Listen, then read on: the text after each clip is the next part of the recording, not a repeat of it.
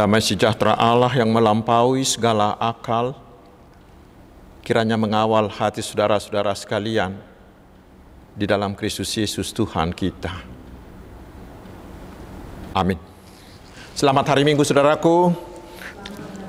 Bagaimana kabar, semuanya sehat bukan? Sehat, puji Tuhan. Hari ini di Minggu Trinitatis ini Tuhan akan menyapa kita melalui firman-Nya yang tertulis di Mazmur pasal 8 ayat yang pertama hingga ayat yang ke-10. Saya bacakan untuk kita. Untuk pemimpin biduan menurut lagu Gitit Mazmur Daud. Ya Tuhan, Tuhan kami, betapa mulianya nama-Mu di seluruh bumi. Keagungan-Mu yang mengatasi langit dinyanyikan. Dari mulut bayi-bayi dan anak-anak yang menyusu, telah Kau letakkan dasar kekuatan karena lawan-Mu untuk membungkamkan musuh dan pendendam. Jika aku melihat langit-Mu, buatan jari-jari-Mu, bulan dan bintang-bintang yang Kau tempatkan, apakah manusia sehingga Engkau mengingatnya? Apakah anak manusia sehingga Engkau mengindahkannya? Namun Engkau telah membuatnya hampir sama seperti Allah dan telah memahkotainya dengan kemuliaan dan hormat. Engkau membuat dia berkuasa atas buatan tangan-Mu. Segala-galanya telah Kau letakkan di bawah kakinya. Kambing domba dan lembu sapi sekalian, juga binatang-binatang di padang, burung-burung di udara dan ikan-ikan di laut, dan apa yang melintasi arus lautan. Ya Tuhan, Tuhan kami, betapa mulianya nama-Mu di seluruh bumi. Demikian firman Tuhan. Saudaraku yang dikasihi Tuhan Yesus Kristus, saya tidak tahu bila kita berwisata menikmati alam, apakah yang muncul dalam benak kita, terutama menyangkut rohani kita. Mungkin Mazmur ini bisa menginspirasi kita. Pemazmur bersama-sama dengan bangsanya bertemu dengan alam semesta, mungkin di waktu malam.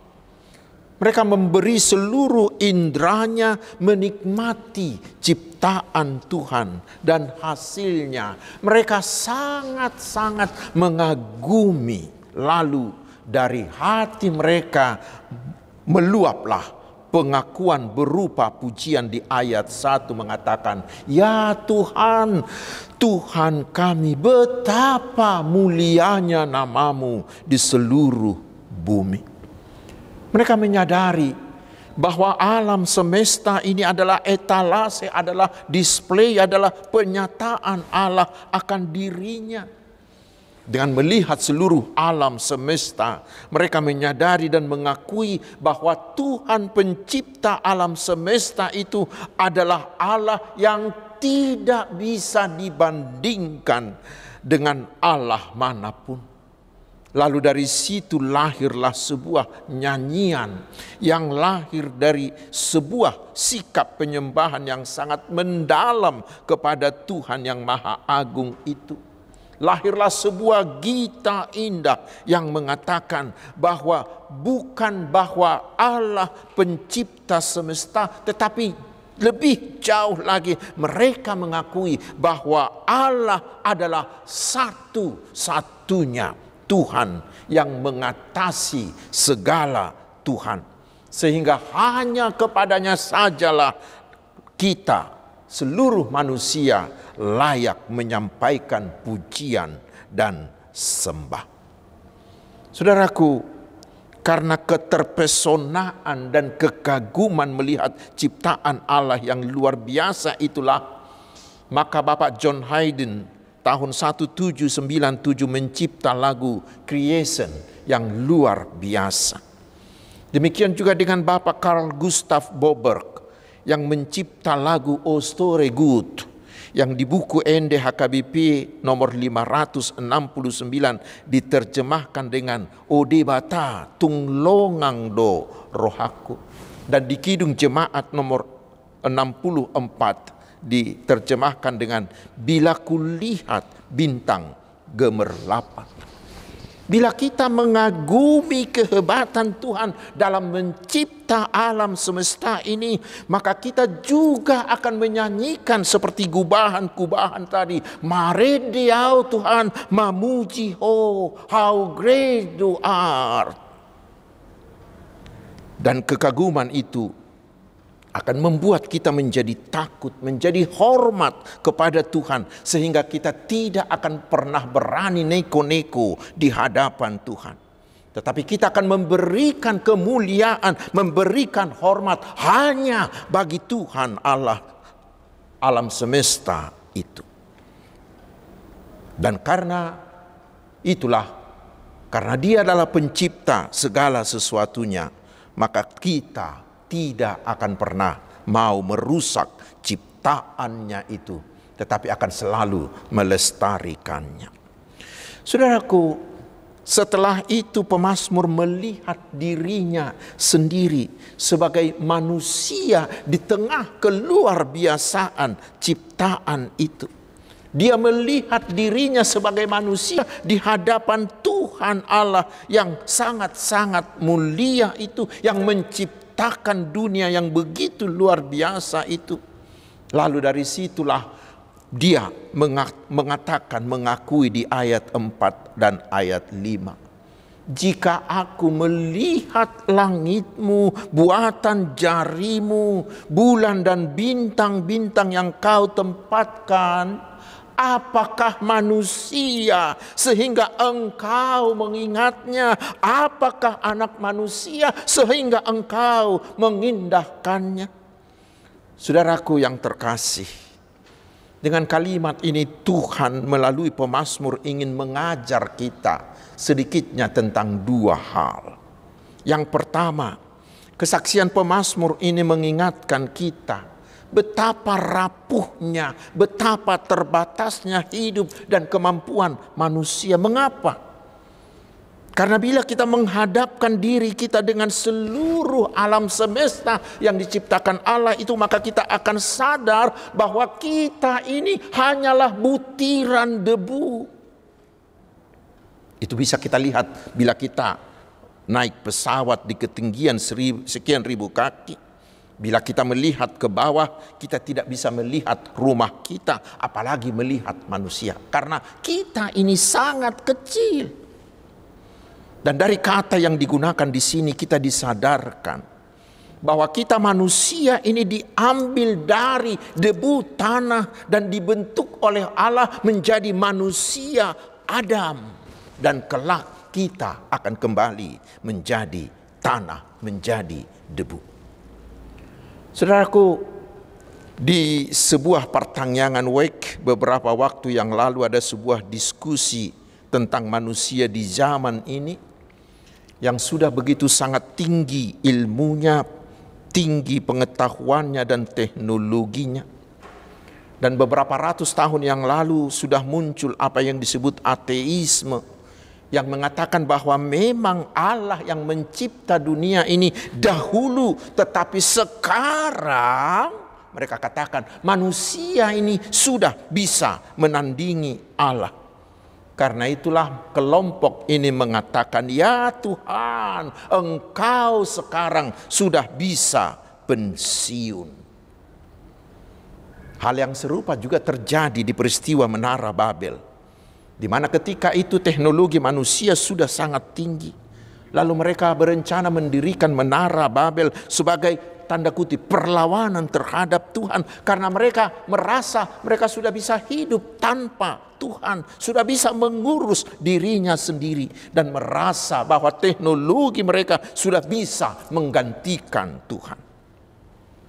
Karena itulah Tuhan mengacaukan semua rencana tersebut untuk menunjukkan bahwa bagaimanapun hebatnya kemampuan manusia, mereka bukan apa-apa bagi Tuhan.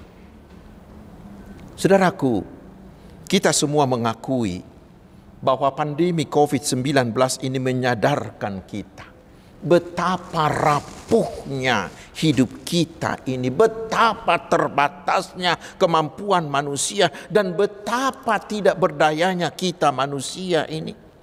Karena ternyata dengan COVID itu, berapa besar pun kekayaan orang, berapa besar kekuasaannya, kehebatannya, popularitasnya, semua itu ternyata tidak bisa menjamin hidup kita.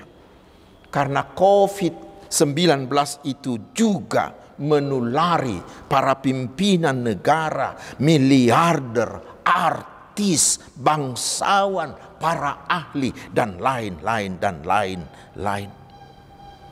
Tetapi di samping itu juga, saudaraku, di zaman kita ini program robotisasi, kecerdasan buatan, virtual, internet, dan juga teknologi rekayasa sepertinya sudah sangat-sangat maju. Dan banyak orang sudah merasa hampir bisa menandingi Tuhan. Mudah-mudahan melalui pandemi COVID-19 ini, manusia ini disadarkan betapa terbatasnya kemampuan manusia. Mudah-mudahan kita yang hidup di zaman ini dan ke depan bisa menerima COVID-19 ini sebagai teguran dari Tuhan untuk menyadarkan semua manusia sepanjang zaman untuk tidak menyombongkan diri dan untuk tidak melawan Tuhan dengan kemajuan teknologinya seperti di peristiwa Menara Babel tadi. Saudaraku, itulah hal pertama yang diajarkan nats ini bagi kita. Betapa kecilnya, betapa terbatasnya, betapa tidak berdayanya kita manusia, supaya kita tahu dirilah siapa kita ini. Tetapi hal yang kedua, saudaraku, di pihak lain dari nats ini ada berita sukacita yang luar biasa. Karena di ayat 5 dan seterusnya pemazmur mengatakan, apakah manusia sehingga engkau mengingatnya? Apakah anak manusia sehingga engkau mengindahkannya? Di ayat 6 dikatakan, namun engkau telah membuatnya hampir sama seperti Allah dan telah memahkotainya dengan kemuliaan dan hormat. Ternyata walaupun begitu terbatasnya kemampuan manusia, walaupun begitu kecilnya manusia, tetapi Allah berkenan memahkotai manusia itu dengan kemuliaan dan kehormatan yang luar biasa. Mari kita lihat. Manusia itu diberi kuasa oleh Tuhan menjadi mandatarisnya, menjadi duta Allah untuk menguasai seluruh alam ciptaan. Di berita penciptaan di Kejadian 1 ayat 28, Tuhan menugaskan manusia dengan mengatakan, penuhilah bumi dan taklukkanlah itu, berkuasalah atas ikan-ikan di laut dan burung-burung di udara dan atas segala binatang-binatang yang merayap di bumi. Dan bukan hanya itu, saudaraku, terutama lagi Tuhan mencipta manusia itu segambar dan sepeta dengan Tuhan. Tudus tu rupa, tudus tu pangalahoni debata. Lalu Tuhan menghembuskan nafas kehidupan yang dari Tuhan. Saudaraku, Tuhan sengaja mencipta kita manusia dengan satu tujuan. Agar kita manusia ini menjadi mahkota ciptaannya. Agar kita manusia ini menjadi makhluk yang mulia. Agar kita manusia ini menjadi manusia yang bisa menunjukkan sifat Allah. Ingat, saudaraku, Tuhan tidak pernah berencana mencipta kita menjadi manusia yang bobrok, manusia yang jahat, manusia yang hina. Sama sekali tidak. Tetapi Tuhan mencipta kita menjadi makhluk yang mulia.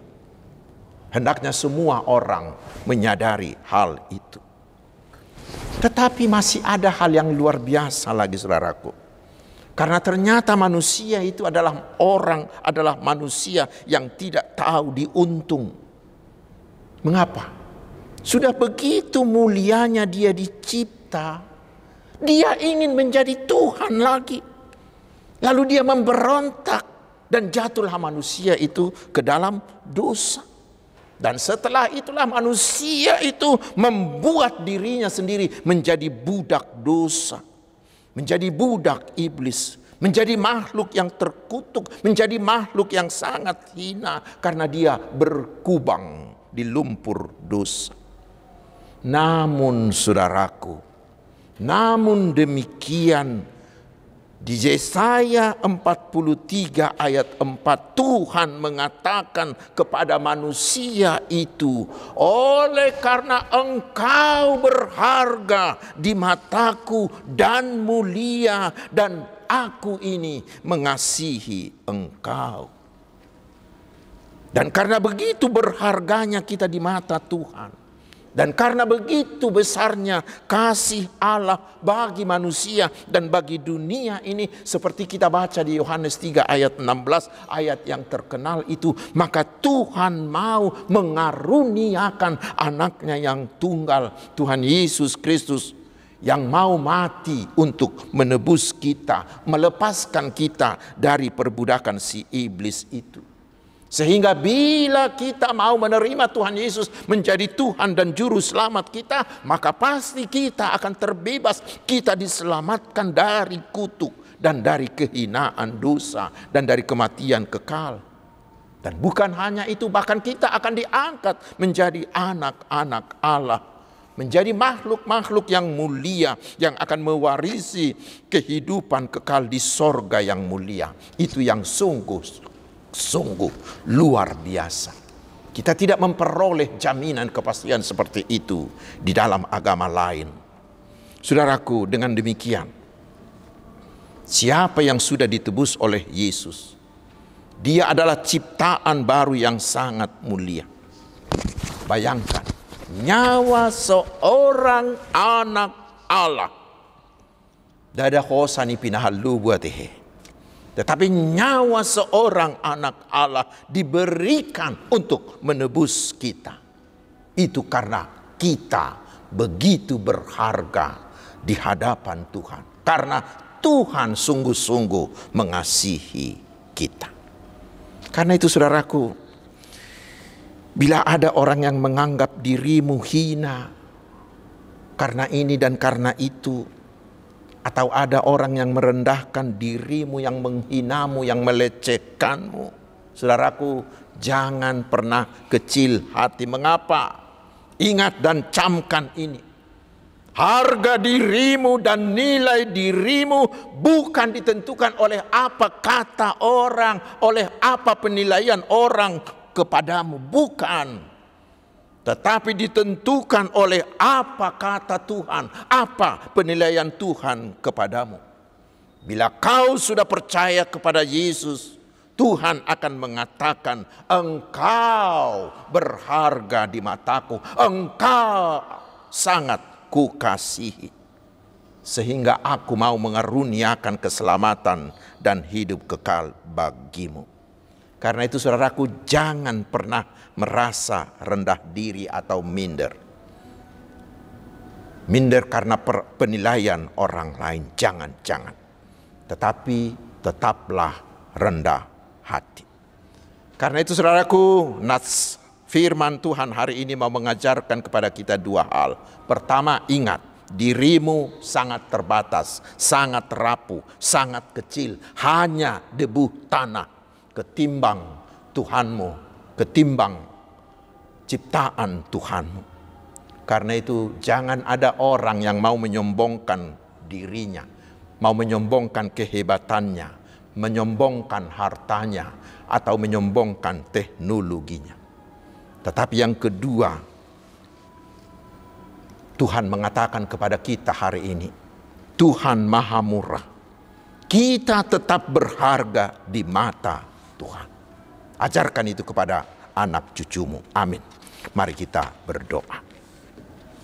Terima kasih Tuhan atas firman-Mu yang mengingatkan kami agar jangan menyombongkan diri. Karena kami hanyalah ciptaan-Mu dari debu tanah saja. Tetapi Engkau yang membuat kami menjadi mulia. Karena Tuhan mencipta kami segambar dan sepeta dengan Tuhan juga sungguh sangat mengasihi kami dan membuat kami begitu berharga hingga Tuhan mau memberi anak-Mu Tuhan Yesus yang mau mati untuk menyelamatkan kami. Terima kasih Tuhan. Ya Tuhan, kami terus memohon, kuatkanlah kami dengan roh-Mu sehingga kami bisa menampakkan buah iman kami, sehingga kami bisa menjadi berkat bagi orang di sekitar kami.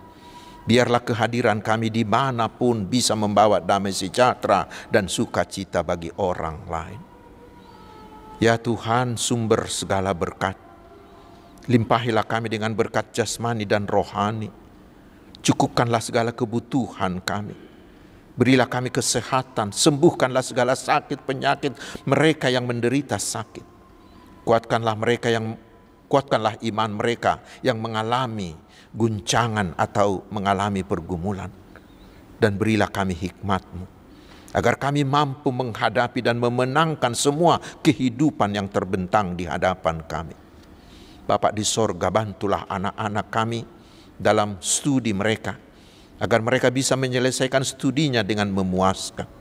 Berkatilah para guru, para dosen yang mengajari mereka. Ya Tuhan, berkatilah bangsa kami, terutama para penegak hukum, agar hukum berjalan dalam kebenaran dan menjadi panglima, dan semua rakyat bangsa ini mendapat keadilan. Berkati jugalah para penjaga keamanan, sehingga bangsa kami tetap aman, jauh dari kerusuhan. Tuhan, jauhkanlah para ekstremis, para teroris dari bangsa ini. Tetapi biarlah semua anak bangsa ini tetap saling menghormati, walau kami saling berbeda. Bapa di sorga yang maha kasih, berkatilah seluruh hamba-Mu. Beri mereka hikmat dan kuasa-Mu, sehingga melalui pelayanan para hamba-Mu, kerajaan-Mu semakin hari semakin meluas. Terpuji nama-Mu Allah yang maha agung. Engkau Allah yang maha mulia yang bertahta di sorga. Terpujilah nama-Mu. Di dalam nama Tuhan Yesus Kristus, Tuhan dan Juru Selamat kami. Amin.